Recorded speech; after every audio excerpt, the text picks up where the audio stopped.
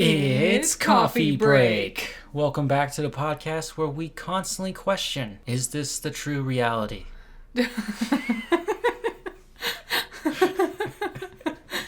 All the time, man.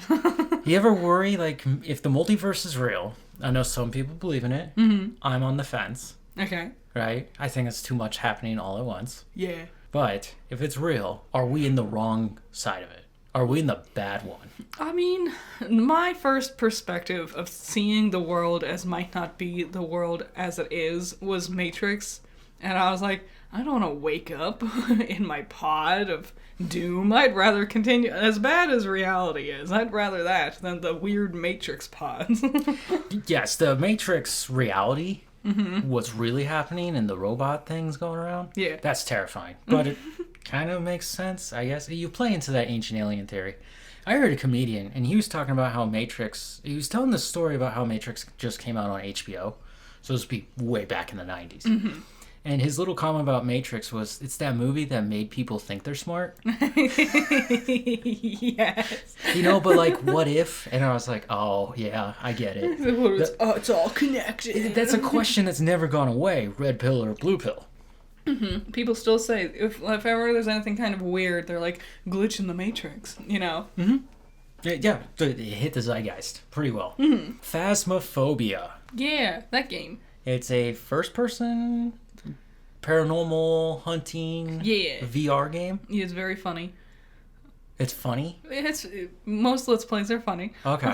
Yeah, I know that the ghosts and demons are trying to kill you. Well, it's been picked up to be adapted for live action. Well, actually, we don't know if it'll be live action. But it's Blumhouse, Ooh. along with Atomic Monster. Ah. If you don't know Atomic Monster, that is James... One? Yes, God. Yeah. I was thinking of the other one, and I was like, that doesn't make sense. James Wan and Lee Wanell, Yeah. the guys who made Saw, Conjuring. I think that's a great combo. I hope they lean into dark comedy, just because I can't associate Phasmophobia with anything other than Markiplier running around being a goof with his friends. Okay. And I think if they leaned into that nature of it somehow, I think that'd be the smartest way to do it. Especially because, like, the monsters in Phasmophobia are pretty, like, they're run-of-the-mill. Yeah. You know? So making it like a comedic spin would help set it apart from others that are similar like it. Okay. I was just like, well, at least it's Blum and Atomic. Because it could have been Screen Gems, who just did, what was that movie? Until Dawn. Until Dawn. Oh, God. Yeah, that one worked out well. There was a company that does statues, and they released official Assassin's Creed statues of each main character in the series. Nice. But they happen to be missing the fourth one, Assassin's Creed 4, Black Flag, Edward Kenway. Ah. The fans asked them, they're like, where is the Kenway statue? And they were like, well, we can't do anything with it because something is happening behind the scenes. We keep getting rumors about Project Obsidian from Ubisoft. And it seems pretty clear that the next Assassin's Creed game will actually be a full-on remake of Assassin's Creed 4. Skull and Bones done right. Yeah, I was gonna say, what an incredibly dangerous move to make, hot off the heels of the failure that was Skull and Bones. I hope they win like a cool award for it because it's just so much awesome. Yeah. And then you just get to look at Skull and Bones and be like, it should have been. It'll do, and then people will be like, "This one's great. They should do a game like this, but it's just the pirate battles." And then they're like, "We can try to do Skull and Bones again." And then Skull and Bones 2. it's a continual loop. Yeah. That would be really dumb. Okay, Netflix to dumb. Yeah. It's a bad name. I get it. Yeah, it's the sound, the onomatopoeia Yeah. that the Netflix makes when you turn it on. Da-dum. Okay, number one. Stranger Things Season 5 release dates. They've broken it into 3 parts. For some reason, Volume 1, November. Volume 2, Christmas. It just says Christmas. And Volume... Oh, it's not. It's just the finale. It might just be like one episode. Are you willing to wait an entire month to watch this entire thing. No. Also, wasn't this supposed to end already? It was. I thought season 4 was supposed to be the last. Everything I've heard, even like the hardcore fans are like, I don't care anymore. It's been ages. It's been a decade since the show started. Has it? Yeah. And 5 seasons to show for it. And I think the 3 structure release date thing is goofy. It is. And I think no one would have batted an eye if they're like, we're just going to release episodes weekly. Yeah. And kept that pace with that schedule. But it's also weird because this is Netflix. They created binge watching. Yeah, but there's a lot of discussion about whether or not binge or not binge is the way to go anymore. I prefer binge, and we'll get to that later. Okay. Wake Up Dead Man, a Knives Out mystery. This is Knives Out 3. Yeah. Will be released December 12th for 2025 this year. I'm excited. Because of that, I'm guessing it's probably their Oscar bait. Maybe. It's also a 3rd movie of a franchise. How often do sequels get Oscars? Yeah, but when you're enjoying Christmas time and the lights are up and the trees going and football's just over, yeah. You know what I want to watch? A murder mystery. You know what type of movies like murder mysteries come out during December? Yeah. Because they're trying to attract the attention of the Academy. Yeah. Because this is when they're getting ready to make their list of who could come in, the nominations, before they whittle it down to the actual nominations. Oh, well, I'm excited. I like the franchise. Nice. Squid Game Season 3. This is the final season, June 27th. Yeah. Not far. This happened fast. Yes. Like, it was like, the first season came out, and then like 3 years later. It was 2. And then it's like, and then jump on season 3 immediately right Yeah, after. so 2 and 3 got almost like greenlit simultaneously. I don't respect seasons 2 and 3 because it literally is the thing Squid Game is trying to be a commentary about like corporate greed and just the whole making it this like cash cow with their spin-offs and their video games and everything. I'm like, yeah. it is the thing it was being a commentary of. It was one of those crazy shows that just kind of popped up and entered the zeitgeist almost immediately. It seemed like everybody tuned in to watch this one. We saw the first half of the first episode. Yeah, I wanted to keep watching, but you weren't into it. No, I was just like, I don't want to read subtitles right now. That's the thing, when you're like, because when you have to read subtitles, like I always want subtitles on, but when you have to read subtitles, suddenly it becomes much more like stressful. Yes. Yes. And especially, I was at the end of the day and I wanted a beer, and the more beer you have, the less good you are at reading subtitles. It's true. There's other reasons than that. I'm not a sub versus dub person, per se. There are moments where I'll be like, no, I prefer watching Dragon Ball in English. Yeah. It doesn't mean I won't watch it in Japanese. Yeah. But, like, I just didn't feel like reading subtitles. That was it. I was just being lazy. Mm-hmm. I don't know if it's worth watching, though. I don't know. I know what happens. That's the problem. I don't. Really? Yeah. Okay. Okay, the first 6 minutes, because you were dyingly anxious for Wednesday Season 2 was released. Yeah, huh? I don't care. It's weird. It's taking too long. It is. This is the one where you spend like 2 or 3 years. It's Wednesday and we'll get to it, but One Piece. Like, come on.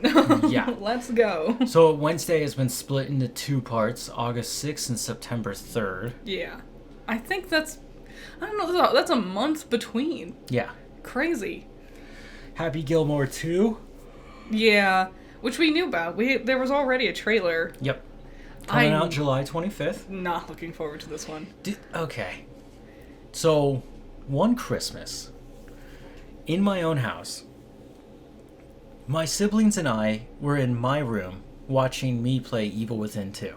Nice. Right? The cousins were over, and they're over in the living room, and they're watching Happy Gilmore. And my siblings and I, we watch them, because we see the dumb Adam Sandler joke, and then they just start, like, heads fall back, mouth wide open, roaring, just laughing their asses off, and it's just like, it wasn't that funny. As a kid, I enjoyed Happy Gilmore. There's some jokes, yeah, but like I don't know every if joke. Yeah, not every. There's like one or two jokes that I think are really good, and I just enjoyed the story, I suppose. But I was also a stupid child who had no. I also thought Raising Stripes was good. Yeah. It wasn't. Yeah. I'm more of a Will Ferrell fan. And yeah, when it came to Adam Sandler, it took me a long time to like Adam. The trailer that we got for this beforehand. Yeah. It just feels like there's no energy, no soul. Yeah, he's super old. And I don't know if that's like the character is going through this or just Adam himself. But I'm like, I don't want the story anymore. It finished. We don't need a sequel. I don't want one. It's been 30 years since the original. Mm-hmm. That's a little too long. Way too long. Right? So, I'll still watch it. I'm just... Okay. Mm-hmm. Guillermo del Toro's Frankenstein got its teaser trailer. Yeah. I'm excited. I didn't watch the teaser trailer because I want to watch the show, and I wanted to go in completely spoiler-free.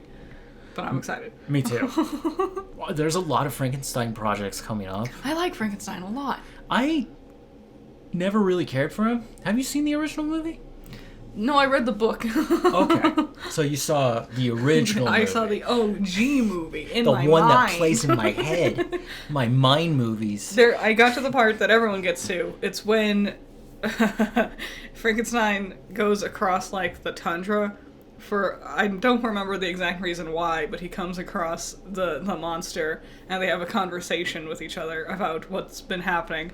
And every single person I've met is like, yeah, I get to that part, and then I read the words, but then I realize I haven't read anything, so then I reread the page, and it happens again, so then something about that is like a weird mind melt, where people can see the words on the page, but they just struggle with registering them. Everyone I talked to, that's how that worked. What do you mean, tundra? Yeah, they go... And he can talk? He can communicate? Yeah, the book's nothing like the movie. Oh. Yeah. Okay. Yeah. That's weird. Because, yeah, in the movie, like, it's a classic Boris Karloff. They do, yes. Yeah. They do kill him early on in the movie. No, in the book, he goes off, he escapes, and then he, like, has his life, and he struggles with who he is, and then he condemns Frankenstein. Very much a commentary on, how could God create me like this? Kind of thing. Well, yeah. In here, with Guillermo's version of the film, it seems like it's going to be about playing God. Mm-hmm. Which I'm excited to see. Me too. He also said it's not about horror. Who's the monster? Who's playing the monster? Because I thought Oscar Isaac was supposed to be the monster. Jacob Elordi. I don't know that name. Wasn't he one of the guys running for Superman? Maybe. I'll look him up later. Okay. I thought Oscar Isaac was the monster. I'm excited for him to be Frankenstein, too. One Piece Season 2, first look at Tony Chopper. Yeah. And they also, didn't they confirm it's gonna happen next year? Yes, 2026. No specific month next year. Nope. But we do know it is next year. I was thinking about it, again, taking too long. Mm-hmm. Fine, there's a lot of stuff to work on. There's some CGI you are going to have to do. Yes. Like, Tony is all CGI. Mm-hmm. But you're taking too long. I think there's a point. I think we finished the Alabasta arc, live action, and then that's it. I think there's a point, I hope not, because I like the show. It wouldn't make sense for...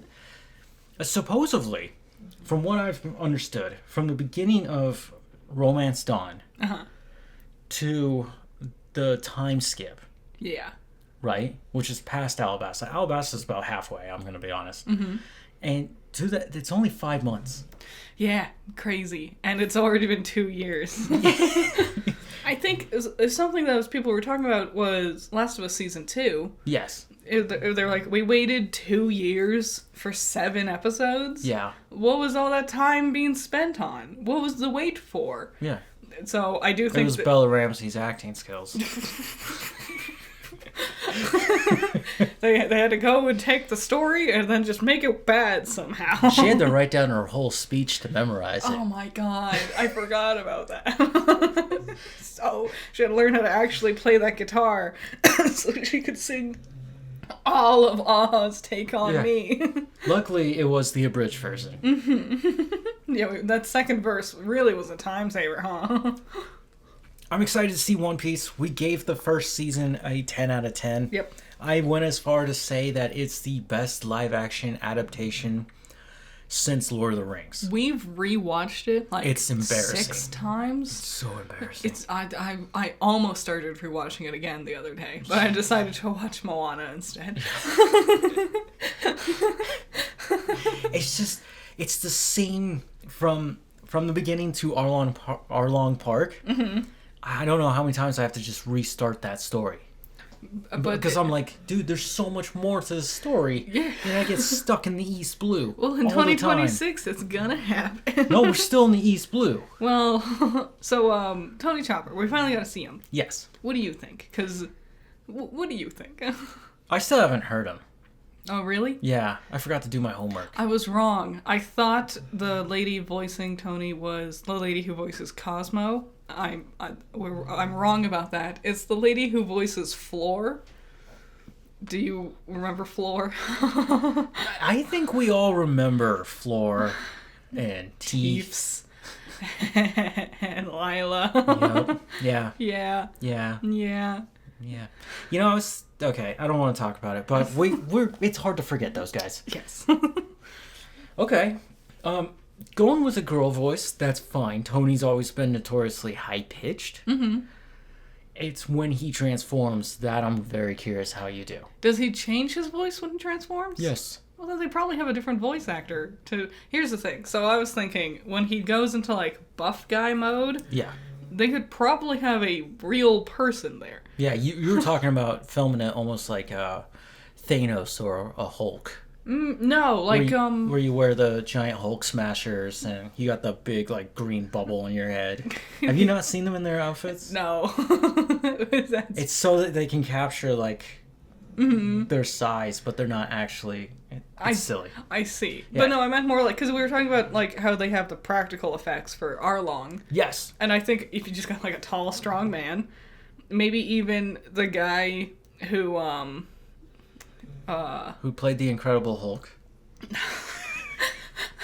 Or Thanos? Thorfinn from Ghost. I was close. I was gonna call him Flex Mentallo, but I don't think you remember Flex Mentallo from Doom Patrol.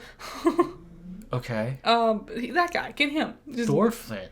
Who's Thorfinn? from Ghosts, the American version, the Viking. Oh, the Viking Ghost. Okay, yeah. Get him, and then just put like prosthetics on him and have him do it. My biggest real issue with Tony is that everybody else has been practical, and he's CGI. It's And it's one of those things where it's like, you're gonna CGI the entire character? they might have some puppetry. Why don't you just go over to Jim Henson studio and just be like, hey, I need help. I think it was gonna be tricky no matter what. I mean, they've been CGIing, like his stretching is CGI, obviously. What? I know. No, it makes sense. They'll use it in small bursts, right? Yeah. But again, back to the Fishmen. Mm-hmm. They are all practical. It was just tough because Tony's so small, He is. and I'm fine with this decision. Okay. But we'll see. I'm more curious how the other actors are going to react to a CGI character. Because some people are good at it, some people aren't. Mark Wahlberg in Ted. No. Yes. No. He's terrible. Oh my god. Garbage. Dude, their fight in the hotel room is one of the funniest scenes I've ever... That's my Happy Gilmore. Okay, well, we're just gonna have to wait on that. Matt Damon and Ben Affleck team up for The Rip. What's that? A team of Miami cops who discover millions of dollars stored in a derelict stash house. As soon as you said cops, I got bored. Yeah, I got really upset they said derelict. Because a stash house. Pristine. What is this? Like Sterile. like every single generic Yeah. movie ever. I was in the creepy graveyard. You could have just said graveyard.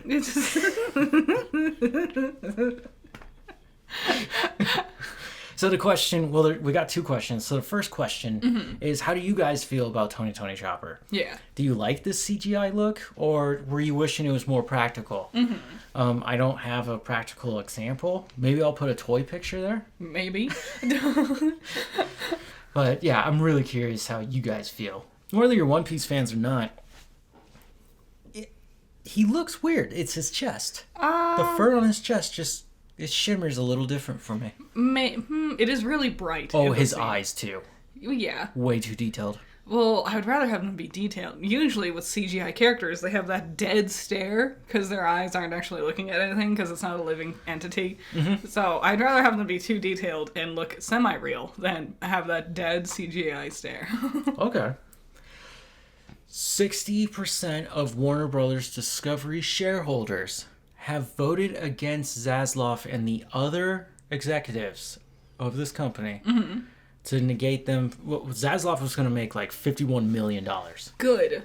Screw him. You don't deserve it. What are you going to get, $50 million for destroying franchises? In an official statement, Warner Brothers Discovery said that they respect everyone's wishes, the shareholders' wishes, and that they will continue to further delegate this matter. What happened here is the shareholders don't think that these executives are doing their job. They're not. They're not. And they don't deserve to have their jobs. They don't. And so they're asking for them to be removed. I think it's only 60% now, but it could grow. It's better than nothing. Like, I think it's absolutely asinine that these executives can sit there and just turn a bunch of projects into tax write-offs, tank companies, have horrible scripts with horrible plots, make horrible decisions marketing-wise, story-wise, in any capacity, and yet they still sit there and get a line in their pockets. I'm gonna pay you $50 million for dropping Sesame Street? Yeah. Screw you. I have the worst Twitter in the world because it keeps showing me clips of The Flash. Oh, God. So every day I'm just reminded by this atrocity. And I'm just like, no one likes this. No one wanted this. He doesn't deserve... You don't deserve any... We should take money out of your bank account. Yeah, we should. We should. Honestly, after that, we're appalled. What? This derelict? Yeah. Okay, so Warner Brothers Discovery... I don't know if this was a strike back or what, but they basically also laid off a bunch of staffers across all their television stations. Damn, that sucks. That super sucks. Yeah, they're folding. Morons. Every week I've been giving you another piece of what's going on because it's clearly about to buckle. This is so weird. Warner Brothers was like the staple growing up. If I put on a movie and I saw that big WB, Yep. I was like, I'm about to watch Peak. It's gonna be good. It's gonna be good. And now it's just so synonymous with garbage. I can't believe it. I was heartbroken when what's it called? Goldwyn Mayer, the one with the lion logo on it. Oh, GMG. Yeah. GM. Them. Wow. The one with the lion logo. Yeah. Because I used to think they were the best, and then suddenly they were just gone. They were not the best. They held a very important franchise, which is James Bond. But they... What? You were like, they held a very important franchise, and I was like, yes. Wizard of Oz. No, Wizard of Oz is public domain. Anybody can play with that one. Clearly, there's Wicked and Oz the Great and Powerful. I thought I remembered the original movie being a Goldwyn Mayer. It was. That's why. Yeah. That's why I thought they were good. Because the Wizard of Oz was good. Oh, okay. No, they're just an old company that just stopped really paying attention and pumping out the hits. And they got consumed by Amazon. Another one was Viacom. But I knew about Viacom after it had already been absorbed. Dude, Viacom? Wow. You're going to talk about RKO Studios next? I used to watch a lot of Twilight Zone. How do we feel about Warner Bros. Right now? I'd rather them just crash and burn and explode and die, so then they can let go of all the franchises that they're holding hostage, and other people who aren't incompetent morons can do something with them. Bye, Warner Brothers. the only franchise they still have is DC. Yeah. And Like Harry Potter can go somewhere else. It doesn't matter. it already is. But who gets DC? That's what scares me. Because if Disney gets it, Yeah. I want to sue because that's a monopoly. Yeah. It really is. Yeah. I don't think Disney would take DC. I mean, I think Disney would want DC, but I don't Oh, think Disney yeah. can afford DC. I think someone else would scoop it up first. You don't think they could use some Lilo Stitch money? No, they're too busy spending all that money making another terrible live action movie. Whatever the next one's gonna be. And building a new theme park. Yeah, for no reason. Yep. So today is June 5th. This is the day you are listening to this podcast. Yeah. My phone is next to me making noises. I'm the problem, not the dog. Usually it's me. Usually my phone's here. Nintendo Switch 2 has been released. Yes, It's probably sold out. probably. How many have you seen today? Well, I stayed at home all day. Nice, nice. I work in a retail store, and I came across probably 50 to 60 of them. Really? It's a really nice looking box. I mean, I don't like it because it looks very similar to the original Switch's box. Oh, yeah. Like, someone was complaining about this, and as I was reading, like, their post, I Yeah. don't remember where it was, I realized that I had thought they were the opposite. I had to, like, really stop and, like, look and be like, oh, this one that I thought was the Switch 2 isn't. I mean, yeah, there's a giant 2 on it, Yep. which does give it away, but, like, just at a glance, I wonder how many people are going to get that wrong. It looks exactly like the Switch box, which I thought was interesting. And it's way too narrow. Not narrow, yeah. Squat? Yeah, well, I'm talking about the length of the console. I know the Joy-Cons aren't attached to it when you pull it out of the box. Yeah. But it's too small for me. I have a Steam Deck.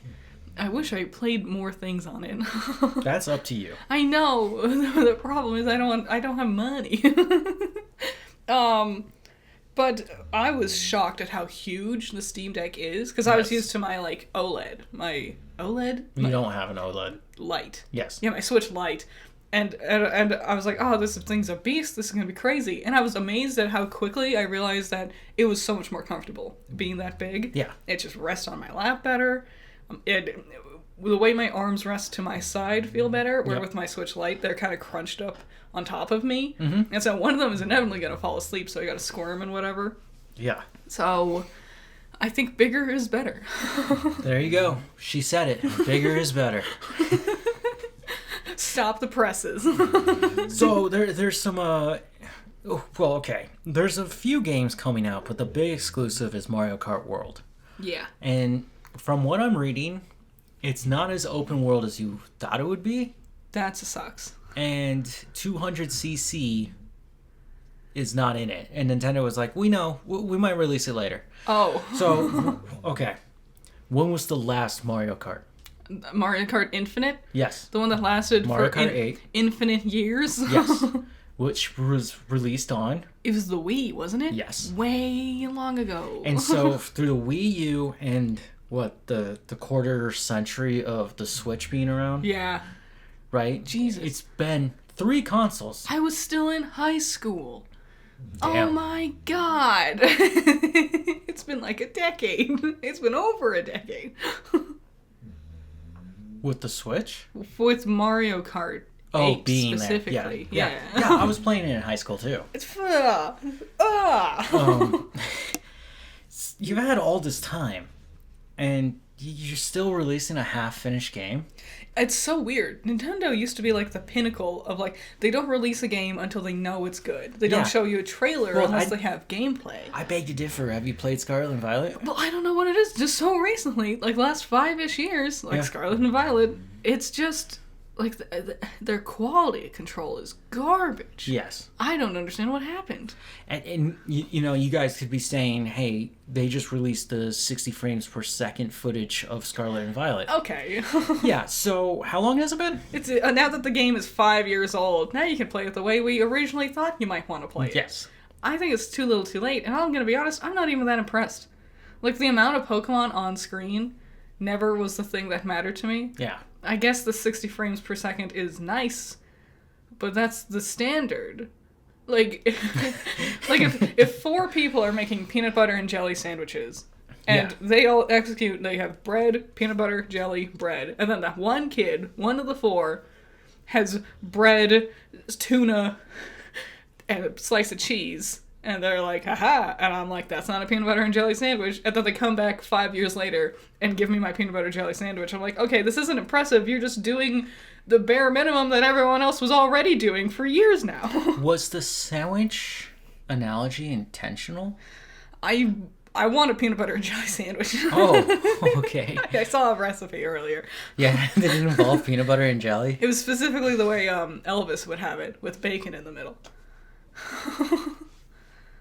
He died from eating that. I know, but it wasn't the bacon that impressed me. It was the peanut butter. Oh, God. Okay. Well, remember, you also make sandwiches and feed them to your Pokemon. Oh, yeah. That's See, what I I was forgot asking. because that gameplay mechanic was boring as sin. Yeah, especially when you dropped her tomatoes the other day. Just sitting on the side of the plate. Okay, are we convinced that the Switch 2 is a new console? Or is this starting to reek of the Wii U? I didn't want to believe, but I think maybe. It's starting to look like that to me too. It's too similar of a console Yep. with not nearly enough like upgrades, and the upgrades they're making, I'm like, I guess this is better. Yeah. I saw you could play Cyberpunk on it now, and I was like, oh, cool. Now that they've completely finished it and started up working on number 2. Yeah, now it's been 10 years. That's like, there's no games on it.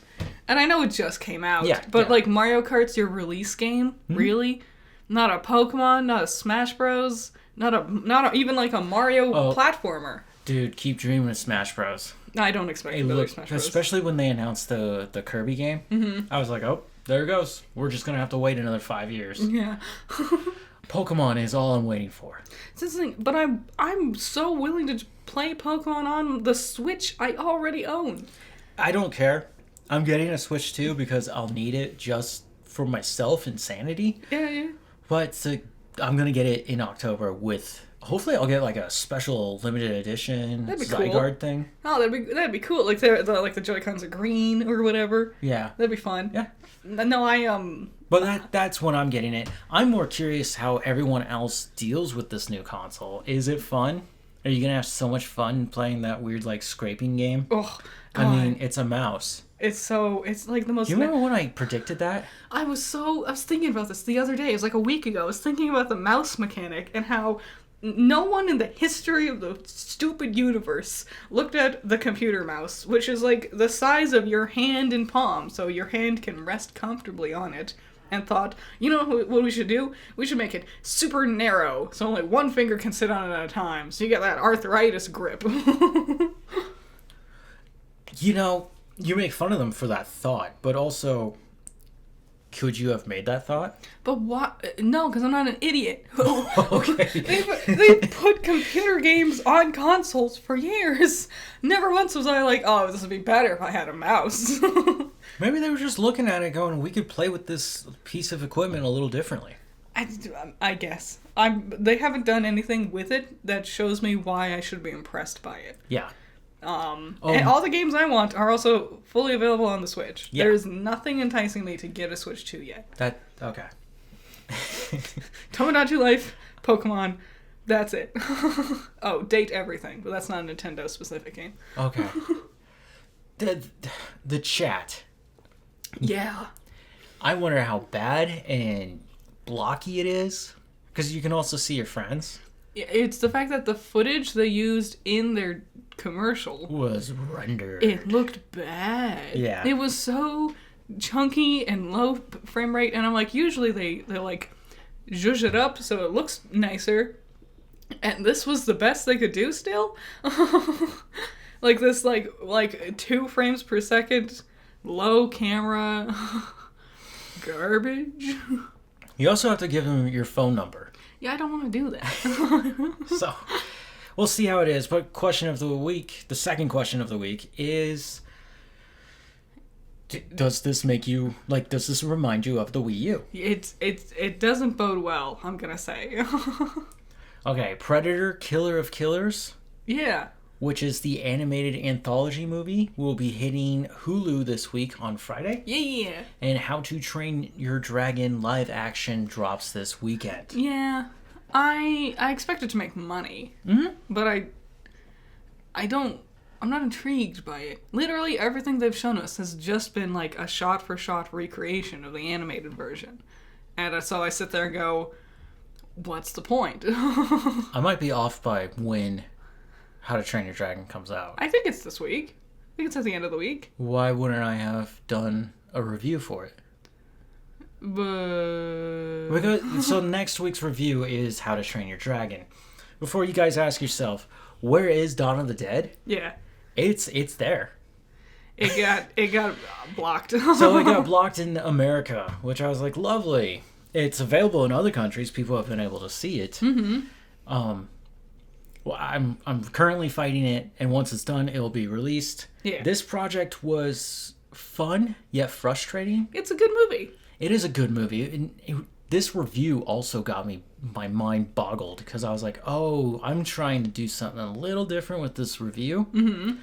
I have fun with it at moments.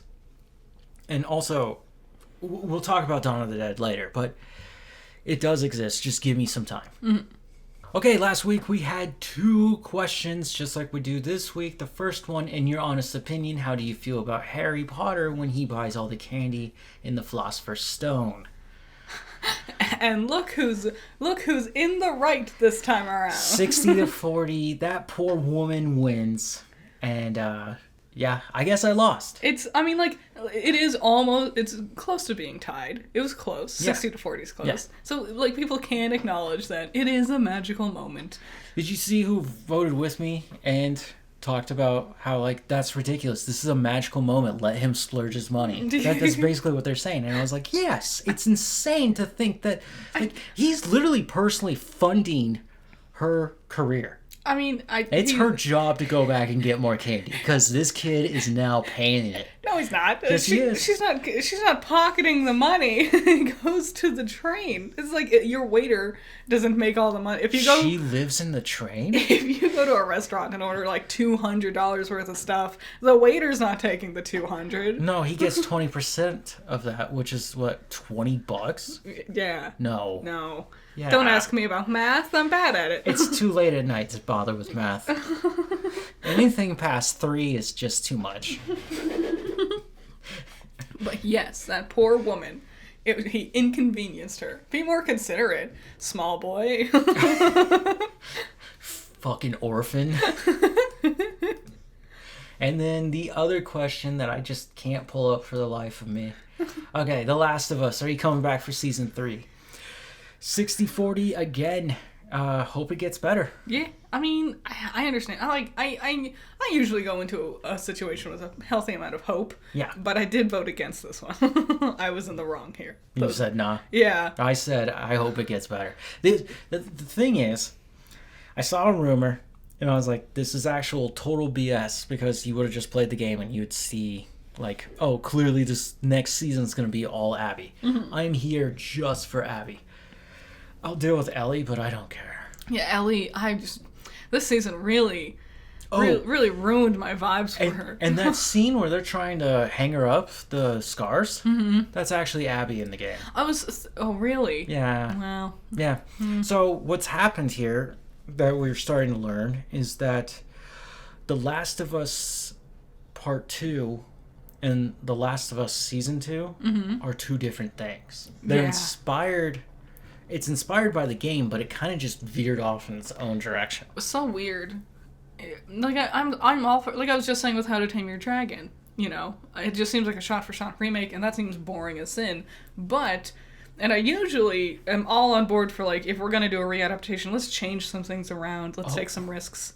But if I feel like you've changed things for the worse in this idea. You totally reminded me. If How to Train Your Dragon works out well in the box office, and Lilo and Stitch has just done wonderful. Yeah. Right? It's clearly getting its sequel. Thank god, this maybe we are in the right timeline. It just took a while. The original was amazing. I don't know why anyone would disrespect it, but during the time it was really not well liked. How to Tame Your Dragon? Yes, How to Train Your Dragon. If this does well, this could start a whole new box office war.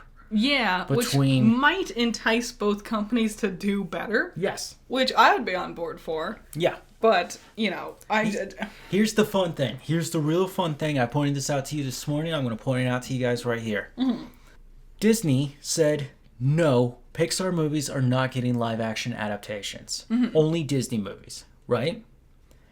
DreamWorks is saying we'll give it a live action adaptation. DreamWorks is literally created to destroy and compete with Pixar. Here's the thing. I can't imagine many Pixar films that would benefit from because so many of them are like such specific weird like what are we gonna do? Get real ants to run around, for A Bug's Life? What? Why would you...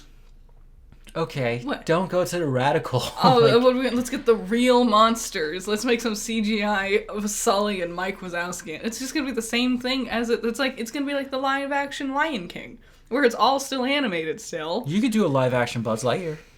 I guess so. That movie sure was great and everyone loved it. Is it not everyone's favorite? At most, I think maybe you could do The Incredibles, but I don't want new Incredibles. I like The Incredibles. Well, it doesn't matter. You're still getting new Incredibles, whether you like it or not. I know. Maybe they'll do But something. what I'm saying is, if this is successful, this might be a fun new thing where people are like, why don't we just bring out our old animation and just do live actions? Because now CGI is to the point where they feel it could rival. Yeah. I'd say no, you're not even close. Yeah. I mean, again, look at Tony Chopper. Yeah, he doesn't fit into his environment. So the box office. Box office trolls. Okay. Lilo and Stitch, number 1. Yeah, it's gonna be up there for a while, I bet. We'll find out. Number 2, Mission Impossible. Oh yeah, that happened. Yep. Number 3, Karate Kid Legends. Yeah. I have no interest in the movie. Nope. I liked the one with... Oh, I don't remember either of their names. The second one. Will Smith's kid. That's not what? Yeah, that was a Karate Kid movie. Yeah, it's the Karate Kid. Yeah, I liked that one. That's the reboot. Yeah, I liked it. I thought it was nice. It's okay. I mean... I never watched the original. Oh. And so I think you could tell when we were standing at the movie theater and I pointed and I was like, who's that white guy? Ralph Macchio. Yeah. So, Ralph Macchio sucks. I'm sorry, I can't. It's terrible. The first Karate Kid is god-awful. The crane kick, terrible move. Also illegal. First of all, crane kick was only made for that movie. Yeah. It's who would sit there and have their arms out, completely exposing all their vital organs, and then balance weirdly on one leg To do a tippy toe kick into the face. to do a first of all, not impressive kick with very little strength because of the weird pose you put on beforehand. Yeah. And also illegal in a martial arts tournament because headshots aren't allowed, idiot. Literally before they get into their fight, they are told by the ref, who's still standing in front of them this entire time, said, no illegal hits to the head. But he wins. So, okay, my favorite Karate Kid was Karate Kid 3, where the new kid had to go down into this, cavern to try and rescue a bonsai tree. Wow. I didn't know there was more than one movie. I thought there was the one I saw, and now this one. What about Cobra Kai? Who's Cobra Kai? You mean the bad guy from G.I. Joe? No, that's Cobra Commander. Look, I didn't grow up in the 80s. I don't come up with these names. I know. Cobra Kai is a popular Netflix show where they brought back the characters from the original. Is it about the Karate Kid? Yes. I thought it was... It's a Karate Kid sequel spin-off. I thought it was its own thing. No, it's Cobra Kai is the bad guys that he was fighting against. Nope. Well, Okay, well, this is completely lost. Don't worry, we're not fans. I like the kid who's the new Karate Kid in this one. I like his actor. Yes. He was an American-born Chinese, and that show was really good. And I hope he does a lot more. It is a good story. It's also based on Journey to the West. Mm-hmm. Just every now and then we gotta get a nice healthy dose of that. Yes. Number 4, Final Destination Bloodlines. Nice. Bloodlines has dropped so far right now where it's at that it's looking to be released soon, like a home release. Yeah, well, also it's fighting against Mission Impossible Lilo and Stitch, and a new movie that just released, Karate Kid. Yeah. So it had some stiff competition There's for also- being a schlocky gore movie. There's also more horror movies showed up. 5, Bring Her Back. That's an A24 film. Yeah. Oh, that's that one. Oh, is that the one that plays on the screen? I've heard it's like really. Shut up. Registering your words like a minute later. I've heard it's really like upsetting. Like some like real crazy, maybe gory thing. Like people are talking about how it's notoriously like haunting, not scary necessarily, but like gross, I think maybe. Okay. That's all I've heard about it. I don't know what it's about. A brother and sister uncover a terrifying ritual at the secluded home of their new foster mother. Okay. Huh? Sounds like a fun time. Sounds like satanic worshipping. Number 6, Sinners. Which- Speaking of that, It's gonna hit streaming soon. I know. I know, I'm so excited. Okay, so you talk about Frankenstein and you're like, he's so cool. Vampires. Vampires, bro. Vampires. We've just had a lot of vampire stuff. I don't care. There's Vampires and zombies and here- witches. It's just true. I love my monsters. I don't consider Frankenstein a monster. He's a monster. No, he's a person. Wow. See? I took the high road and I feel better. It's just because there's a big stint of well, there was zombie movies, but there was a lot of vampire movies, but it was specifically like Twilight-esque vampires, where they're like all twee and rom-commy and like Vampire Diaries and whatever. So I grew up watching Francis Ford Coppola's Bram Stoker's Dracula. Yes. That's a lot to say. It is. It's a lot of chunky words. Yes, but it tells you exactly which one that is. I also grew up... Well, no. I didn't grow up watching this. I found this as an adult. Because my mom just never showed me this movie. She loves Anne Rice books, and she tends to write about vampires and witches. Which one was it? It's called Interview with a Vampire, Yeah. in which the main villain is Tom Cruise, Yes. playing a gay vampire. Yeah. And you got a tiny little, like first ever, I think, movie for Kirsten Dunst. Kirsten Dunst is in it. Antonio Banderas is in it. He is. Brad Pitt is his lover. Yeah. I mean, oh, and everyone's favorite, Christian Slater, is in the pivotal role of the interviewee. No, that movie, after I finished it, that was all I could think about. I was like, dude, that was so cool. It's just tough because, like, this has persisted now. Like, on one hand, we have Nosferatu. Yeah. Which we still haven't finished. We haven't finished, but so far, it's also up there with, like, yeah, this is a good vampire movie. Yeah. But then, on the other hand, we still have What We Do in the Shadows. The movie or the show? Both. Because the movie is pretty fun. This is my torture chamber. I know. Just posing in it. Number 7, The Thunderbolts. Or Thunderbolts. New Avengers. Good for them. Number 8, Friendship. That's your movie. Yeah. Number 9, The Last Rodeo. Okay. And number 10, J-Hope Tour. Hope on the Stage. In Japan, live viewing. That's number 10? That's number 10. Enough people watch that to be number 10 in the box office? Guys, obviously it's a boy pop band, but J-Hope, just hearing that name, where do you think they're from and what do you think their message is? Derelict. Yeah, derelict. Number 14, I just want to point this out, is the Phoenician Scheme. That is the new Wes Anderson film. Wow, it's first week and it's only number 14. It's got mixed to negative reviews on it. Oh, A lot of people say it's just boring. Dang. And I was like, oh, well, I guess it's the French Dispatch. I know. A lot of people... I saw someone rank French Dispatch as the worst Wes Anderson film, and I was like, you know what? I think I agree. I liked it. Bottle Rockets. Bottle Rockets was number 3, and they placed the Phoenician Scheme at number... it was... Worst one was French Dispatch. Yeah. Second worst one was the Phoenician. Third worst one was Bottle Rockets. Yeah, okay. Damn. I mean, I was worried... Then I'm going to be bummed. I was worried when I saw that Michael Cera was one of the main characters. Why does he frighten you? He doesn't frighten me. I think he's a bad actor. we watched half of Scott Pilgrim the other day, and I was like, God, he sucks. What a loser. Yeah. And I know that's part of Scott Pilgrim, but every time I see him, I'm never impressed. He's okay.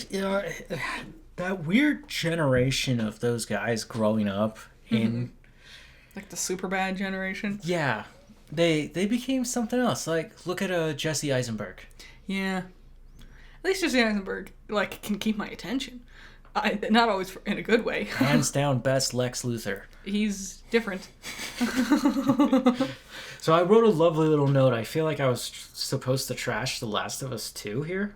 But it's a little too late. But you can pre-order your Steelcase edition of Season 2. Wow. Just wanted to let you know. Yippee skippy. Okay, Gordon Ramsay's new show sucks. Oh my god. Okay, so we saw trailers for it, like commercials, and it told us nothing. It's like all like pre-filmed, like him just like in spy gear, Yes, looking at dirty dishes and whatever. Yes. And I'm like, what is this? It's Well- called Secret Service. Yeah. Get it? And then we watched the first episode because we're like, what is this? And it's just Kitchen Nightmare. It's just 24 Hours to Hell and Back. It's the same thing he always does, but even more hands-off than usual. Okay. When he brought back Kitchen Nightmares after all those years, he had a weird little gimmick where he would dress up and disguise himself. Yeah. And then he would sit with, like, strangers. Obviously, they prearranged this. It was so costumey. Yes. And, like, obvious. So Sometimes, yeah. he'd be like, when people know I'm coming, they tend to be on their best behavior. And that's exactly how he words it with this one, too. He's like, so I'm going undercover. And he would dress up as, like, a firefighter. And all the firefighters would have their firefighter jackets on. Or, like, the construction workers would all have construction... Like, they looked like costumes. They looked like out of a comic book or a cartoon where everyone is, like, in a comical level of costume. Yes. And his go-to is actually Old Woman. he loved being an old woman, even though he's a 6-foot monster. Yes. But for some reason, he just loves playing grandmas. Mm-hmm. Yeah, he's doing some of that, but it's not so hands-on. Yeah. You're right. He's there, but, like, he's not. He's, like, breaking into their places at night, and it's not even that cool. It's, like, he's got the key. Yeah. He's like, the weird, like, hook for the end. He's like, one of the kitchen staff is my... What's the word he uses for it? Like the one who invited me over, and they're feeding me information. Yeah, I would say narc. Yeah. And at the end, every time it's like, you can reveal yourself after the transformation. And then we've only seen 2 episodes, and both times it's like some person that is like a background character. Like we had there's the owner of the store, the owner's wife, the head chef, the maitre d'. Who could it be? Oh, that random blonde lady who I don't think has been on screen for more than 3 seconds. Okay, at the end of season 2, and then they're like all like, sorry, not season 2, episode 2, and they're all like, we love you, and she's like, I love you too, and I couldn't bear to watch you guys go through this, and so I called in Gordon to try and help you, and you're like, I guess if that was real, that's the best case scenario. I guess. Because the worst case scenario is you went behind my back. You got us filmed on national television. Mm-hmm. You're gone. It's so weird. All of it feels so weird and weirdly scripted. A lot of Gordon's like restaurant fixer shows have felt script. Like all last season, every restaurant looked like it was like a set. Like, it was the same narrow structure. Oh yeah, it felt like, I'm pretty sure this is what happened. The filming crew went in ahead and added more lights Yeah. because restaurants aren't normally lit that well Yes. unless you're in a fast food restaurant. And even then, not always. There's been a couple times we walked into a Taco Bell and the lights are just off. Yeah. I guess it happens, but my favorite part is when he's sneaking around. He's got like 8 cameramen with him. Mm-hmm. So, and they're in a line because they're trying not to get in each other's shot, but they're trying to get different shots and angles of him. Once you see that, you just go, yeah, that guy's making a TV show. Yeah.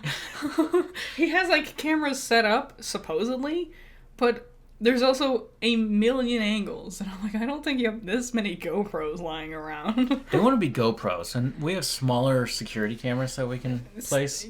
Still. Yeah, I know what you're saying. It's not as engaging as I wanted it to be. But, yeah. But the fun is, once this show runs out, and it's only going to be a few episodes, right? Be MasterChef season. It's MasterChef season. You want to know the best show that handled the issue of the cameramen not wanting to film each other? Ghost Adventures? No, it was Mike, I think was his name. It was called Dirty Jobs. Did you ever watch that one? It's for the Discovery Channel. It's pretty hard to forget Dirty Jobs. He just to fix it, they just did. He talked to I knew all the cameramen's names. Yeah. All 4 of them. They constantly filmed each other too. Yep. And because they were just also characters in this performance, and I'm like, that's the best way to do it. Not only is that the correct approach, but aren't they also kind of in the situation with you? Mm-hmm. So now you're like, Yeah, let's try not to drown in the sewer water.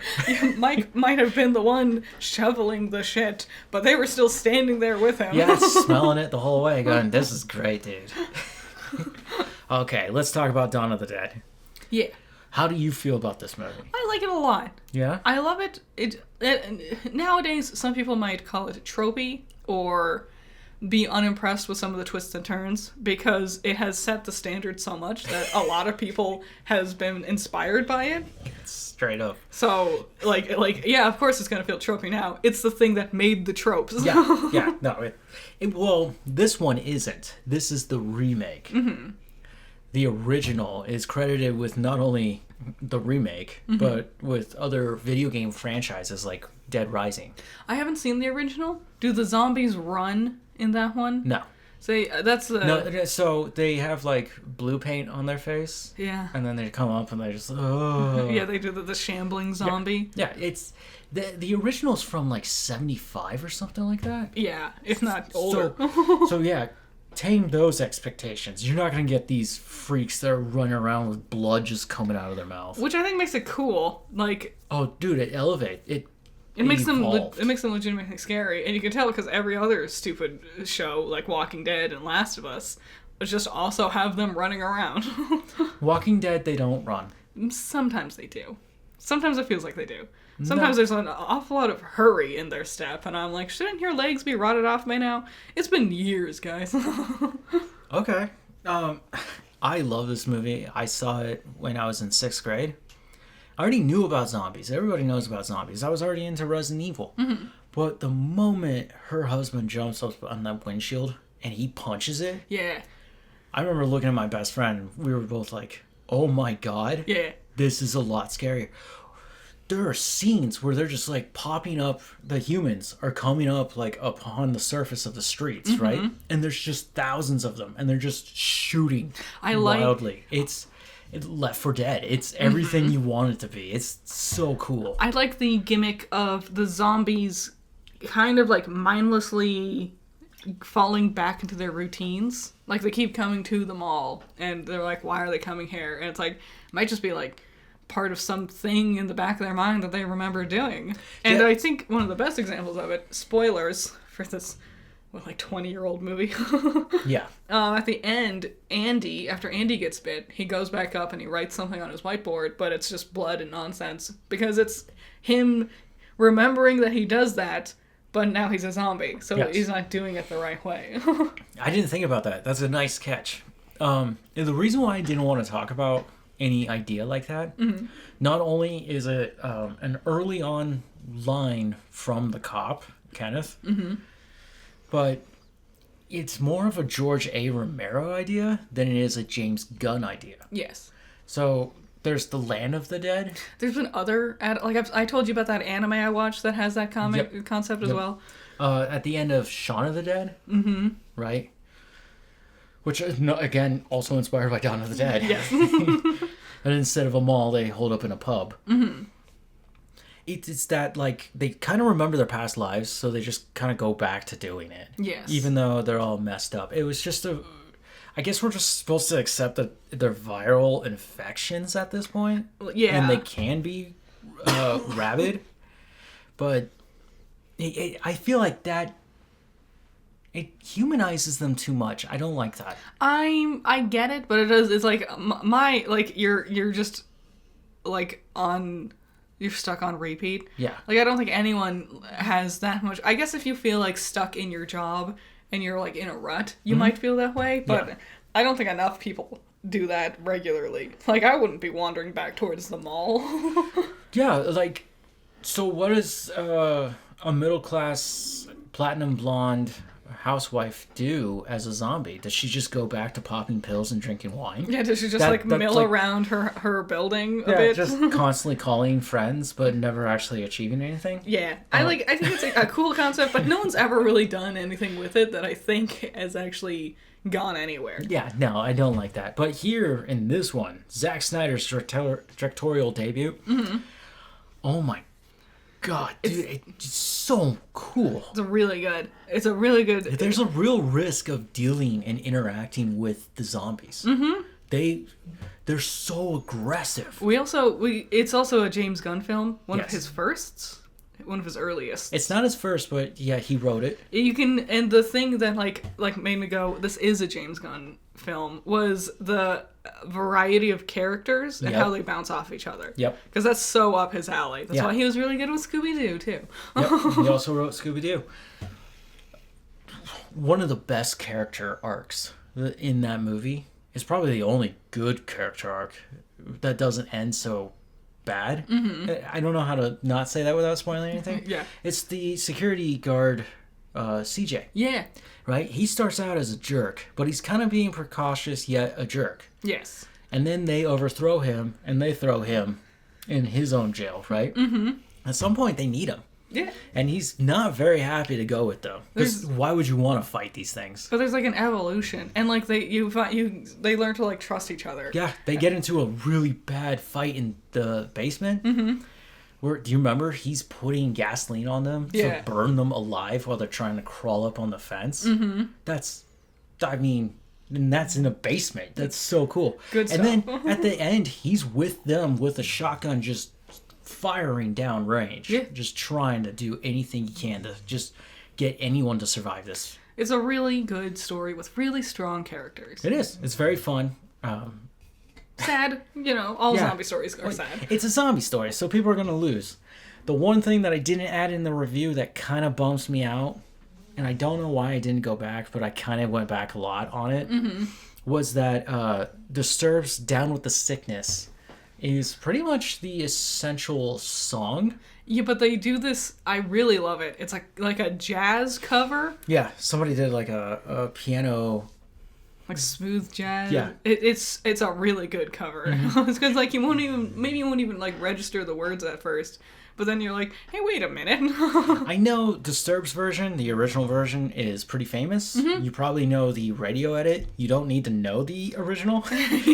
There's a really weird bridge in there where you're like, ooh. Like, I wonder why this got edited. Yeah. Anyways, I put a little bit of that song in the review, which is probably why there's some copyright issues. Might be a part of it, yeah. But yeah, it was awesome. It was also cool because in 6th grade, I was listening to The Sickness, which is the album that it comes from. Nice. I'm a Disturbed fan. I love Disturbed. I like them. I like their covers more than their original songs. This is not the time. Land of Confusion, 10 out of 10. And I love Phil Collins, but come on. Phil just gets covered by the coolest guys. I know. So, you ready for some weird thing? And I don't know why I put this here. Yeah. There was a rumor that Warner Brothers wanted to make a Man of Steel sequel. Yes, The Man of Steel. Uh-huh. The movie directed by Zack Snyder. Yeah. The one starring Henry Cavill. There would be a sequel, but it was directed by Michael Bay. Oh. Ooh. I think modern day Warner Brothers would have made that decision. That's where this rumor comes from. Warner Brothers has come forth since and said, no, that's not true. Michael Bay, James Gunn and Peter Safran shortly became CEOs, Yeah. co-CEOs of DC, and all these, it's all been denied. But could you imagine? No. Because when we're outside of this, we were talking about directors, action directors who kind of get it, and I put Snyder and Gunn together. Yeah. And then I made that weird jump to even put Michael Bay in there. I don't... And to see, I'm not the only one. I don't like Michael Bay's... I don't like his directing at all, honestly. Like, putting the stories aside, specifically Transformers, I don't like the Transformers films. I think they're stupid and boring. Yeah. But thinking about just his directing alone, the directing of the films, I don't think he's very good. I think it's very wandery. I think the camera fucking moves too much. Like, everything's hand cam, because I think the actors are just riffing, and so they're just kind of, like, whipping around, like, at whoever happens to be talking. I'm not a fan, personally. Something I've realized now going back through the original trilogy of Transformers, you're wrong. They are not, like, wandering. I'm not wrong. I have an opinion. Opinions can't be wrong. You're absolutely wrong. No, he seems to edit and film for the highlights of life, the way you would want to remember a picture-perfect day. Are you going to think about, like, hey, yo, bro, did you pay rent? Or are you going to think about that funny joke that your bro said, And those are the moments he's trying to capture. He's cutting around all of it. Does it work? I think some people like that. I think he cuts too often. Mm-hmm. Like oh no, it's thinking literally about, all in his edits. Sam Witwicky babbling incoherently to his stupid, dumb parents who are also babbling incoherently. And, like, it feels like they're standing in a closet because we're cutting to different angles nonstop. Yes. Whipping the camera around for no reason. I'm not a fan, personally. Okay. I'm glad he hasn't touched Superman. Go away, Michael. And last of all, we finished Dragon Ball Super. We did! Here's my review. Man, that was good. Totally not worth watching. Skipping the first 30 episodes, Make it a little more. and getting to... You just need to get to Future Trunks and Zamasu. Yeah. Because I still like the first tournament between Champa and Champa and Beerus. Where we first I meet guess, okay. the Universe 6 characters. So, arc 3 to the end. Yeah. But you could still throw a lot of that out. You could jump over a lot of episodes. I think a lot of the Future Trunks episodes could be skipped as well. He can't even seal the deal with May. Yeah. Sorry, he's a loser to me. You brought him back and you made him a loser. Everything with Zamasu was cool. Everything with Future Trunks was like, I was thinking about it. So we watched Goku, auto-autonomous, ultra... Instinct. Yeah. Sorry. Just all sorts of words just coming in my mind. Ultra Instinct is what we call it. But we saw him achieve it truly in its full perfection and fight Jiren. Yes. Jiren was going off in also his own version of it? Yeah, his Or was he ego? He wasn't, he just powers himself up somehow. They never really explain how Jiren got these abilities. They explain why, what his motivation is. Self-centered. Well, everyone died, so he's like, might makes right, that's it. That was the big difference between Goku and him. He didn't put any trust or faith in his... Because Goku didn't fail. Yes, and Goku puts trust and faith in those around him. Yeah. It's ridiculous to even fight Goku when he's in this Ultra Instinct. It's cool to watch, but you're also just like, why? The final fight with Jiren is cool, but I'm gonna say a lot of the highlights were the fights beforehand. Rebrian. Yep. I loved that with Android 18. Yep. Vegeta. Vegeta. Kefla was cool. Yep. Vegeta and who? Ribian, when he's about to punch her, and then he just feels like- gross and leaves. There's a lot of good, weird little moments. 17, awesome. Frieza totally like redeemed himself somehow. Yeah, like I don't hyper like it was when we were first watching, and you just kept talking about how much you hated Frieza, and you think he's the worst, and I was sitting there, and I knew Frieza was gonna replace Boo in the Tournament of Power, and so I was just waiting. I asked a lot of people. I was like, why is Frieza in the tournament when he got killed at the end of Resurrection of F? Mm-hmm. And they're like, can't tell you. And I was just like, are you not seeing that I'm very upset about this character? I wish he touched his foot on somebody. He did. It was gross. Did you see what I'm talking about? His feet. They are weird. I hate them. Those three-pronged feet.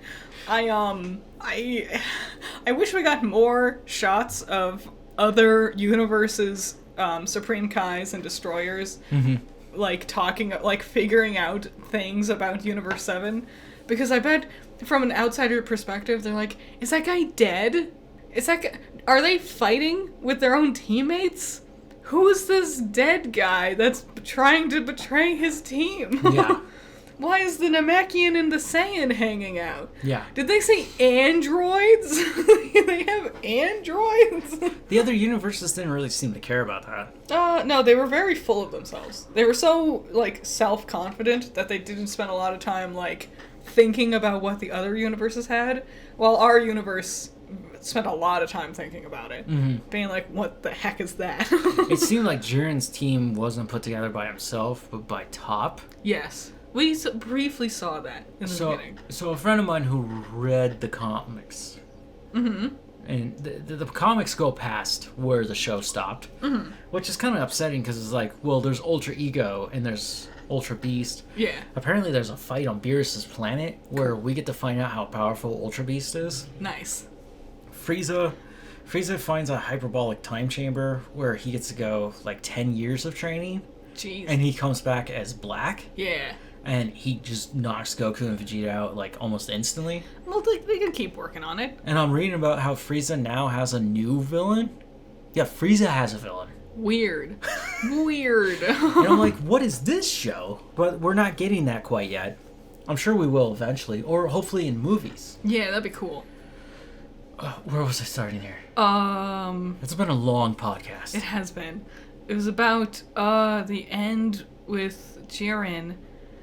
Oh, with Frieza, is our team like trying to figure out what the other teams have? Oh, Top put together the Universe 11. Oh, so Top was able to use the Destroyer's power, right? Yeah.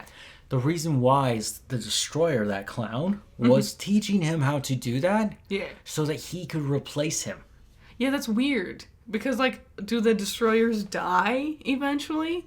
Yeah. Who Well, the- we've seen them. They get eliminated. Well, who the heck would replace? That's the thing. I think it would be don't more think, of a retirement. I don't think Beerus would ever want someone replacing him because he's too full of himself. He's like, no, you're gonna get it wrong. Get out of my way.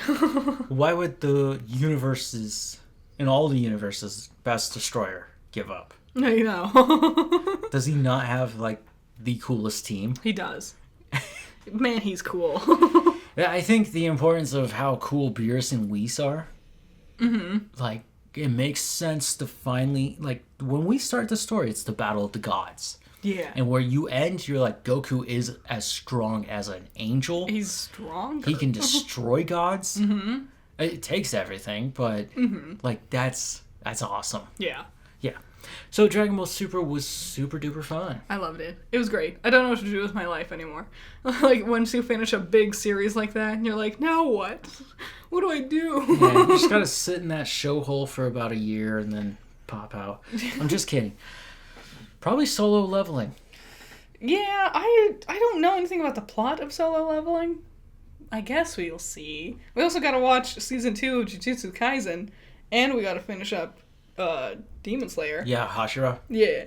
Okay. Well, guys, I told you that How to Train Your Dragon is the next film review. I'm excited. I'm going to try and get it done a little bit earlier. I might rush some things, but it's so it can actually drop on Tuesday. And then I'm not done with Wukong. I was just defeated. Yeah, it'll do that. And now I'm very upset. So we're going to come back. I'm going to do some reading. I'm going to have to spoil some things to try and figure that out. Run around and do some side quests and stuff. Get some extra I want to experience or whatever. Yeah, get some XP, and then hopefully I'll have a better idea of what I'm doing. Yeah. But I know I got this. I believe in you. Yeah. And how about you? Oh, my schedule's gonna be so weird for like the next 2 weeks. It's a lot of announcements. Can't tell you what, with a lot of announcements. Okay. So there'll be one dropping probably the day you're watching this. One I think I'll drop then, and then like a few days later I'll drop the next one.